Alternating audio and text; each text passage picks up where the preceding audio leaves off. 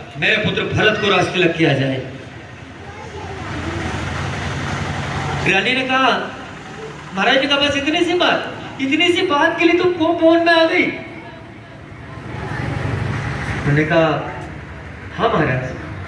बोले ठीक है, मैंने वरदान दिया, तुम जिद कर रही हो तो मैं वरदान देता हूं कि राम की जगह भरत का राज तिलक होगा। दूसरा वरदान क्या है, क्या चाहती हो? बोले महाराज दे सकोगे? बोले कि तुम मुझे प्राण भी अगर मांगती हो तो मैं दे दूंगा। रघुकुल रीत सदा चली आई, प्राण जाए पर वचन न जाए। अरे हम रघुवंशी, हम सूर्यवंशी प्राण गंवा देंगे लेकिन अपने वचन से नहीं मुंह मोड़ेंगे। मांगो क्या वरदान है? केकई ने कहा महाराज दिल थाम लो। उन्होंने कहा अरे केकई ऐसी कौन सी बात है, मांगो। और फिर केकई ने कहा महाराज राम को 14 वर्ष का वनवास आपको देना होगा।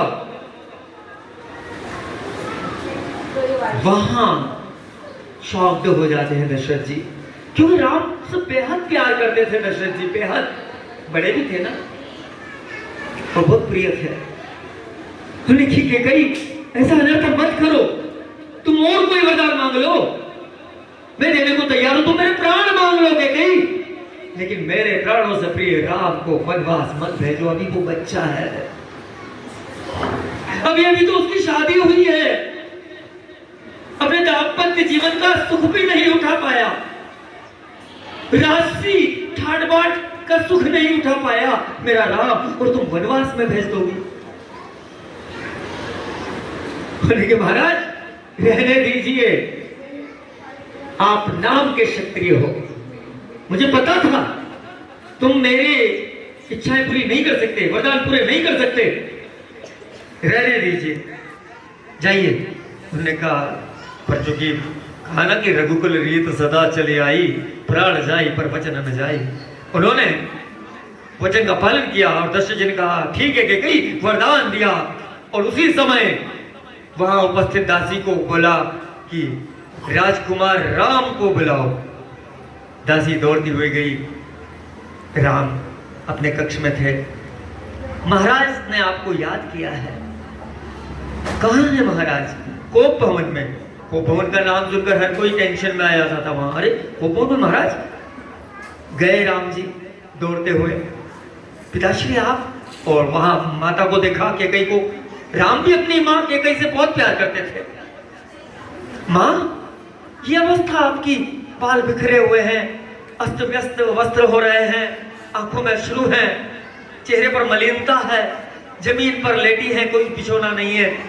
ऐसी केकई माता को जब पड़ा हुआ देखा श्री राम ने तो घुटनों के बल बैठ गए। मां क्या बात है, ऐसा कौन सा दुकान पड़ा है मां राम के रहते हुए? केकई कुछ नहीं बोलती, मुंह मोड़ लेती है। दशरथ कहते हैं बेटा तेरी मां केकई ने तेरे लिए 14 वर्ष का वनवास मांगा है। पता है आपको भगवान श्री राम ने क्या कहा? यही बात सीखने की है, यही बात सीखने की रामायण में। श्री राम ने कहा पिताजी बस इतनी सी बात, इतनी सी बात। अरे इतनी सी बात के लिए मां आप इतनी क्रोधित हो रही है, पिताजी आप इतने उदास हो रहे, दुखी हो रहे, परेशान हो रहे। छोटी सी बात कि केवल मुझे 14 वर्ष के लिए वन में जाना है, चला जाऊंगा। आपकी क्या आज्ञा का पालन करना मेरा परम धर्म है। और आजकल क्या होता है, माँ ने कहा बेटा शक्कर लिया, सवेरे दूध लेने होंगे तो दादा के भेज नहीं जाऊंगा, हो रहा है ना। माँ ने कहा बेटा झाड़ू लगा दे, बेटा बर्तन साफ कर दे, बेटा खेत पे तेरे पापा की रोटी दे के आ जा, कितना कीचड़ हुई रास्ता में, नहीं जाऊं। ये माता पिता हमारे लिए स्वयं दुख उठाकर, खुद भूखे रहकर, खुद परेशान होकर के और त्याग करते हैं, अपने बच्चों का पालन करते हैं, लेकिन वो बच्चे समय आने पर क्या कर रहे हैं? सामने जवाब देते हैं, उनकी आज्ञा का पालन नहीं करते हैं। उन्होंने जो सपने संजोए हैं अपने बच्चों के लिए, अपनी बेटियों के लिए, अपने बेटों के लिए, उनको पूरा करने के लिए कोई प्रयास नहीं है उन बच्चों का। कितना कष्ट होता होगा माँ बाप को, बताइए। जबकि कहते क्या है, माता पिता भगवान से भी बढ़कर होते हैं।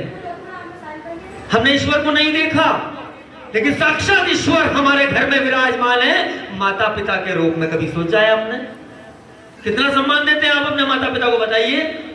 माँ को तो हम नौकर रानी जैसा समझते हैं, जैसे उसका फर्ज है, एक नौकर की तरह इस्तेमाल करते हैं हम माँ का। पिता है, उन्होंने कहा है अभी तक क्यों नहीं हुआ, ये तो नहीं हुआ, हाउ करूं। बच्चे गए, वो भी जैसे एहसान कर रहे हैं, कपड़े निकाल के इधर फेंके उधर फेंके, बैग फेंका, माँ समेटेगी। ये बनाया आपने खाने में, मेरे को नहीं खाना है। कितना दुख होता होगा उस माँ को, आपने सोचा है कभी?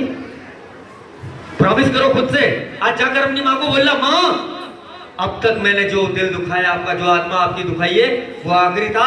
आज के बाद मैं प्रॉमिस करता हूं चाहे मेरे प्राण चले जाए, कितनी परेशानियां मेरी जीवन में आए, लेकिन मैं माता पिता का तिरस्कार नहीं करूंगा। ये खुद से वादा करो,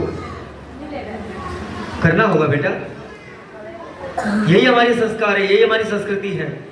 और ये अगर नहीं है तो हम पशु से अधिक नहीं है। पशुओं में और हम में कोई अंतर नहीं है। लेकिन वास्तव में अगर आप चाहते हैं कि परमात्मा ने हमें मनुष्य का जीवन दिया है तो मनुष्य बनकर रहो। एक ऐसे इंसान के रूप में अपने को विकसित करो जिसका समाज में, परिवार में सम्मान हो, और जो अपने परिवार के लिए, समाज के लिए, राष्ट्र के लिए कुछ योगदान दे सके। अरे भाई खुद के लिए जी रहा है वो कोई इंसान है क्या? हम लोग एक गीत गाते हैं ना, देश हमें देता है सब कुछ, हम भी तो कुछ देना सीखें। सूरज हमें रोशनी देता, हवा नया जीवन देती है, भूख मिटाने को हम सबकी धरती पर होती खेती है। ये गीत हम लोग गाते हैं तो क्या है इसका मतलब? खाली गाने के लिए? वो समझना होगा, उसको जीवन में उतारना होगा, तभी वो सार्थक होगा। हाँ,